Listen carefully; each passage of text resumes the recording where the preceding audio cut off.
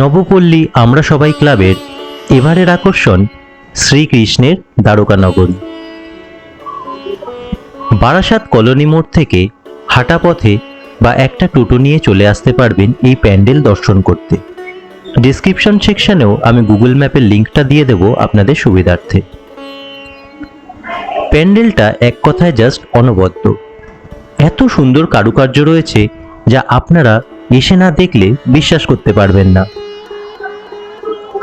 প্যান্ডেলের সূক্ষ্ম কারুকার্য থেকে শুরু করে অসাধারণ আলোকসজ্জা যা আপনাদের এক কথায় মুগ্ধ করবে।